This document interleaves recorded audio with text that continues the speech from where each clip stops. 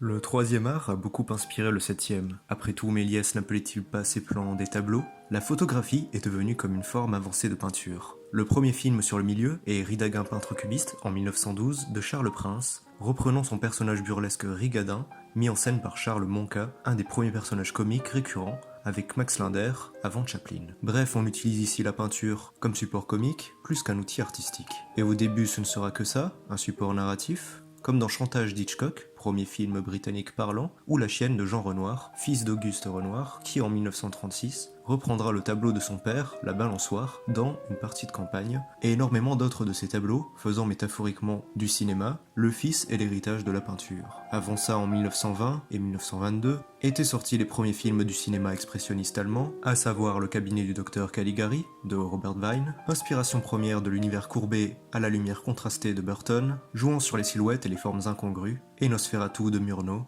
version horrifique des tableaux d'Ernest Ludwig Kirchner ou Bruegel. Le style de ces films très graphiques, auquel participera aussi Fritz Lang dans Metropolis, un film de science-fiction dont l'architecture gigantesque et écrasante sont pour la plupart des matte paintings, c'est-à-dire des décors peints en relief, de manière à faire croire à la construction de cette dystopie quand ce ne sont pas de simples maquettes. La peinture sert ici de tricks à la narration, ces monstres serviront de base au film de la Hammer Film Productions, avec Dracula et Frankenstein, qui n'arriveront pas à la cheville de leur style visuel, même 30 ans après. Nous pouvons citer également dans la même vague artistique Vampire de Carl Theodor Dreyer,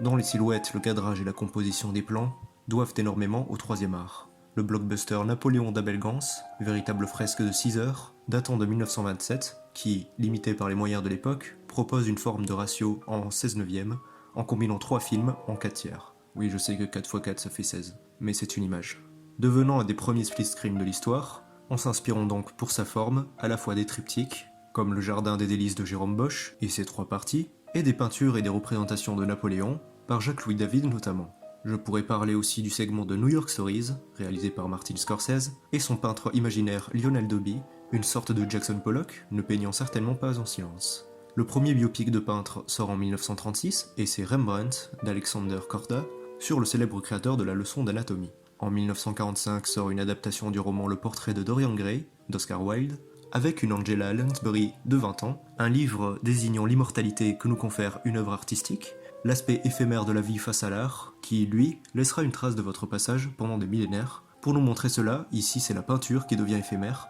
Gray peignant un autoportrait qui va vieillir à sa place. On peut citer ensuite 5 femmes autour d'Utumaro, sur le peintre japonais Kitagawa Utumaro, ayant vécu au XVIIIe siècle, Moulin Rouge de John Huston sur Toulouse-Lautrec, La vie passionnée de Van Gogh, dans lequel Kirk Douglas incarne Vincent et Anthony Quinn, Paul Gauguin, L'extase et l'agonie de Carol Reed, l'homme derrière Le troisième homme avec Orson Welles, qui nous offre ici un biopic de Michel-Ange, interprété par Charlton Heston, là où le pape Jules II est joué par Rex Harrison. Des films qui ont peu marqué l'histoire du cinéma, n'étant pas visuellement révolutionnaires, même si La vie passionnée de Van Gogh, dont la composition de ses plans reprend beaucoup des peintures de l'artiste, jusqu'à ce qu'arrive Andrei Tarkovsky, célèbre réalisateur soviétique, parmi les maîtres du 7e art, pour avoir fait de ses films des chefs-d'œuvre visuels, se basant en partie sur la haine d'Andrei pour les nouveaux blockbusters américains, dont le montage trop dynamique et overcut ne le laisse pas apprécier la beauté de l'image. Comme il le désigne dans son livre Le temps scellé, il voit le cinéma et la caméra comme un pouvoir que nous avons trouvé pour capturer le temps.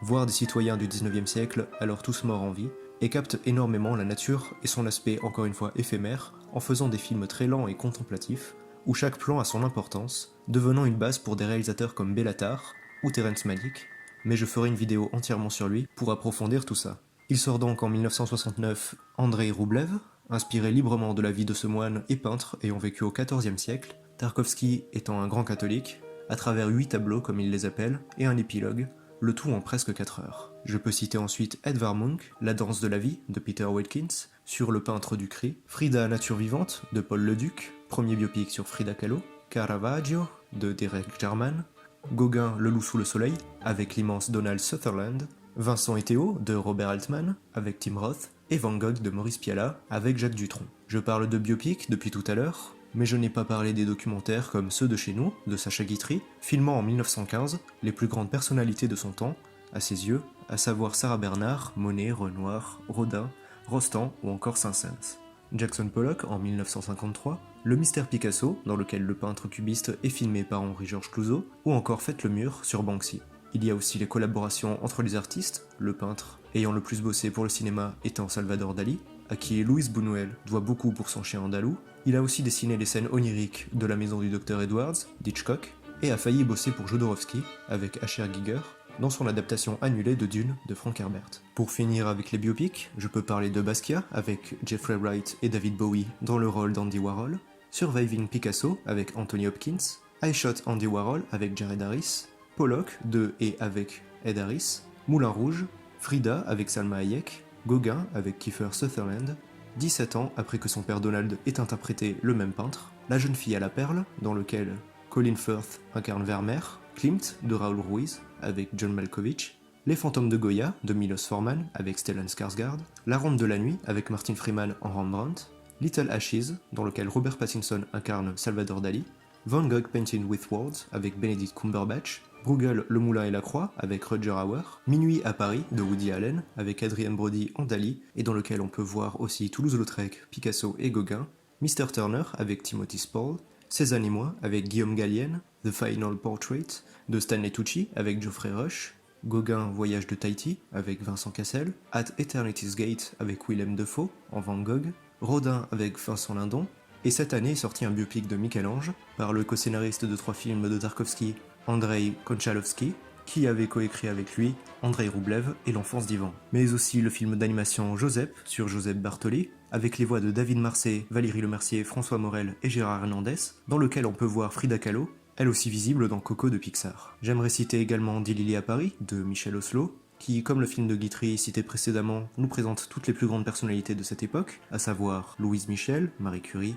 Emma Calvé, Marcel Proust, Louis Pasteur, Toulouse-Lautrec, Rodin et Camille Claudel, Colette, Sarah Bernard, Edgar Degas, Claude Monet, Georges Clemenceau, Gustave Eiffel, André Gide, Chocolat, et bien évidemment les frères Lumière. Il y a aussi le peintre d'Amélie Poulain, habillé comme Van Gogh, et obsédé par le déjeuner des cagnotiers, d'Auguste Renoir. Pour parler un peu de séries télé, je peux aussi citer la saison 2 de Genius, avec Antonio Banderas en Picasso, une anthologie dont la saison 1 était centrée sur Albert Einstein, avec Geoffrey Rush. Énormément de réalisateurs ont cité la peinture, comme Ridley Scott, Terry Gilliam, dont le style graphique surréaliste se prêterait parfaitement à des tableaux de Dali, Tarantino, Paul Thomas Anderson l'utilise pour capter une émotion, Hitchcock, après avoir bossé avec Dali, cite Edward Hooper, avec cette maison qui aura inspiré la peur chez Disney aussi, mais aussi la solitude, chez Terrence Malick, dans Les Moissons du Ciel, citant également Christina's World, d'Andrew Waite, Michael Mann, Lars von Trier, dont les plans sont des tableaux majestueux, allant jusqu'à reproduire la barque de Dante, d'Eugène Delacroix, Sofia Coppola, que ce soit pour filmer un postérieur ou Napoléon, Jean-Luc Godard, qui va jusqu'à envoyer ses personnages jouer à chat dans le musée du Louvre, dans Bande à part, avec Claude Brasseur, Spielberg pour la photographie, Tarkovsky, encore une fois pour filmer des paysages, Tarsem Singh, pour donner un aspect oppressant et empli de solitude à son ambiance, Alexander Payne, mettant en scène un Jack Nicholson assoupi dans sa baignoire, comme la mort de Mara de Jacques-Louis David dans le film About Schmidt, dans la mouvance d'American Beauty, comme pour désigner le fait que le personnage meurt petit à petit de l'intérieur face au changement dans son entourage et sa dépression avec une crise existentielle. Bob Fosse citant Otto Dix dans Cabaret, Stanley Kubrick dont toute l'intention dans Barry Lyndon est de reproduire des tableaux de la Renaissance en utilisant pour unique source de lumière que des bougies, créant pour l'occasion un diaph dont l'ouverture permet d'obtenir plus de lumière, Intention d'Alain Resnais dans Marianne Bad également, Friedkin, Wes Anderson, dont le style est en soi une ode au dessin, avec toutes ses nuances, donnant l'impression d'ouvrir une boîte de crayons de couleur, allant jusqu'à baser le scénario de son film le plus abouti sur le vol d'un tableau fictif, celui du garçon à la pomme, dans The Grand Budapest Hotel. Film inspiré des œuvres de Stefan Zweig, un procédé narratif utilisé également dans The Goldfinch de John Crowley, dont tout le plot est basé sur le chardonneret, tableau fictif encore. Il y a aussi Iñárritu, citant Friedrich, tout comme Victor Fleming dans Tant n'emporte le vent, Peter Weir, qui adaptera également le tableau At the Hanging Rock de William Ford, George Miller, citant les éléphants de Dali dans Fury Road, éléphants cités dans le manga One Piece également, Quaron ou encore Barry Jenkins. Harry Folman combinera énormément de styles, dont le surréalisme et celui des cartoons des années folles, dans l'incroyable film Le Congrès avec Robin Wright et Harvey Keitel, et une musique de Max Richter. Mais si on ne devait retenir qu'un seul film, le chef-d'œuvre en la matière reste La Passion Van Gogh, un film d'animation dont chaque image est littéralement une peinture, dans le style de l'artiste, le parfait mariage entre ces deux arts, donnant une œuvre singulière et tout simplement magnifique.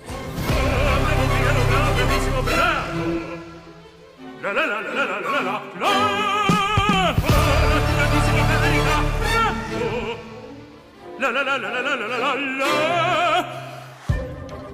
Tutti mi chiedono, tutti mi vogliono, donne e ragazzi, vecchie fanciulle, quella parrucca, presto la barba,